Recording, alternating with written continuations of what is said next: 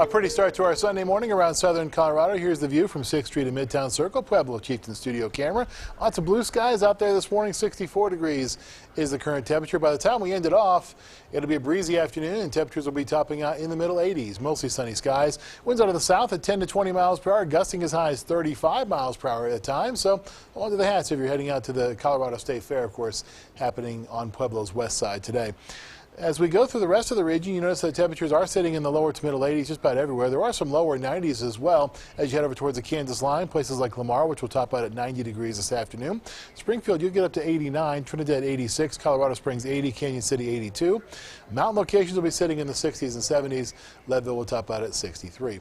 Mugabug camera, speaking of Colorado Springs, right now we are seeing a few clouds developing over the mountains. 56 degrees the current temperature. And other than those clouds, it's a very nice start to the day. Lots of blue skies out there. 60 in the Springs, 62 at Pueblo, 64 at Canyon City, 40s, 50s, and 60s in the mountains. Alamosa checks in with 46. Middle 60s in the plains. La Junta is one of the warmer spots. Springfield is actually the warm spot. La Junta has 66, Springfield has 68. Here's your skycast over the next couple of days. You notice that there will be good chances for showers and storms as we go through our Monday afternoon. You see it right here as a disturbance makes its way through the region. A front comes at us from the northwest, and there's an upper level disturbance as well that's going to make its way through the region. That'll enhance our rain chances, and by Tuesday afternoon, we're talking about a pretty good coverage over the state of Colorado and back into New Mexico and Arizona as well, as the monsoon gives us one last blow before it does finally begin to taper off later on this week. Skycast precipitation, the totals are going to be highest north of I-70 from Denver eastward over towards the Kansas and Nebraska lines, and also to the west of I-70, or the west of Denver rather, along I-70 as you head over towards the Eisenhower Tunnel. There will be some decent totals though south of Highway 50 as well as you go from Pueblo down towards Walsenburg.